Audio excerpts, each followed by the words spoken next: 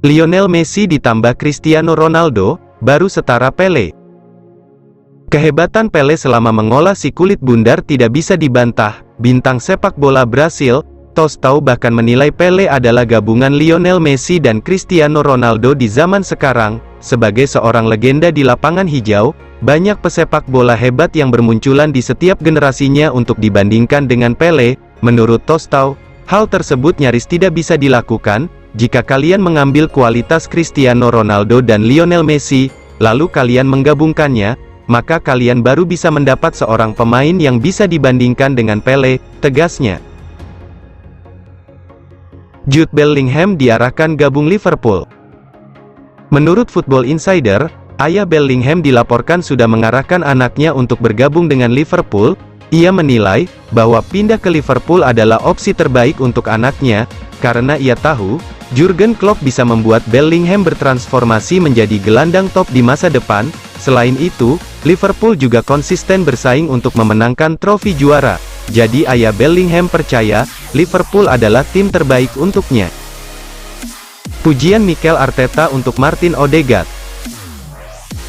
Sebuah pujian setinggi langit diberikan Mikel Arteta kepada Martin Odegaard. Ia menilai sang playmaker kini sudah menjadi pemain yang sangat krusial bagi Arsenal. Arteta mengaku puas dengan kontribusi yang diberikan sang pemain.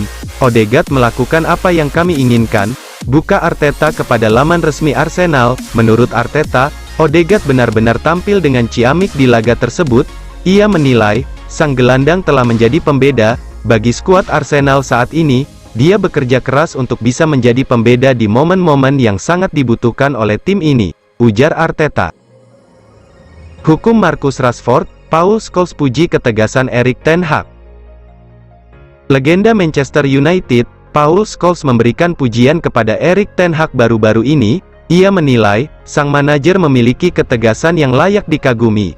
Kepada BT Sports, Paul Scholes mendukung penuh apa yang dilakukan oleh ten Hag tersebut.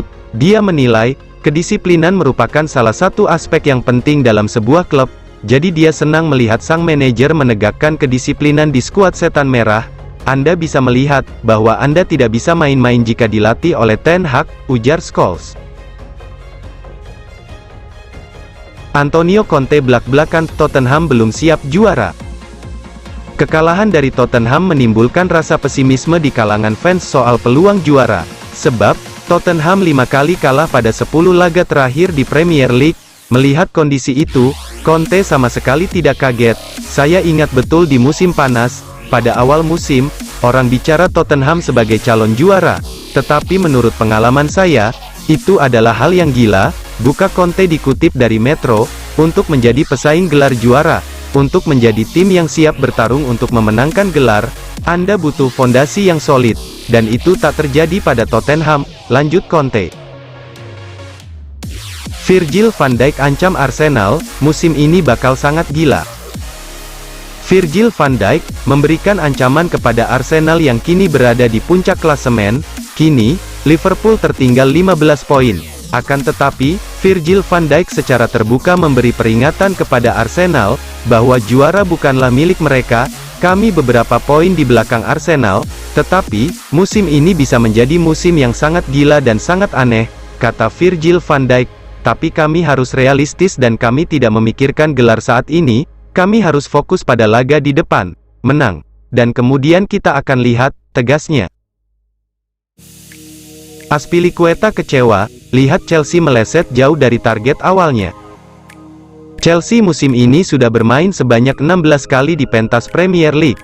Namun, mereka sudah terpeleset sebanyak 9 kali. Hasil-hasil tersebut membuat Cesar Azpilicueta kecewa. Pasalnya karena sering kehilangan poin, Chelsea meleset jauh dari target awal mereka di Premier League. Setiap poin penting dan tentu saja, hari ini kami kehilangan 2 poin. Sejak awal musim kami kehilangan terlalu banyak poin. Dan sekarang kami sangat jauh dari tempat yang kami inginkan, ujarnya dilansir dari Goal. Usai ditolak, Arsenal siapkan tawaran yang lebih besar pada Donetsk untuk Boyong Mudryk. Arsenal akhirnya melepas penawaran kedua pada Shakhtar Donetsk. Jumlahnya tentu saja lebih besar dari penawaran pertama. Mereka disebut melepas tawaran sebesar 40 juta euro. Ada juga tambahan sebesar 25 juta euro. Namun, Carlo Nicolini mengatakan, Donetsk siap saja melego Mudryk. Hal itu akan terjadi jika ada yang menawari klubnya 100 juta euro. Kami lebih menghargai Mudryk daripada Anthony dari Manchester United, yang berharga 100 juta euro. Kami tidak dipaksa untuk menjualnya, ucapnya dilansir Gol. Ogah balik ke Chelsea, Lukaku maunya terus bertahan di Inter Milan. Romelu Lukaku dengan jujur mengakui enggan balik ke Chelsea, dan ingin bertahan di Inter Milan. Romelu Lukaku musim ini tak sering bermain di Inter Milan, pasalnya ia mengalami cedera paha yang sangat mengganggu, meski menit bermainnya minim. Namun Lukaku mengaku betah di Inter, ia pun berharap bisa terus bertahan di Giuseppe Meazza. Saya berharap untuk tetap di Inter bagi saya adalah segalanya, ucap Lukaku.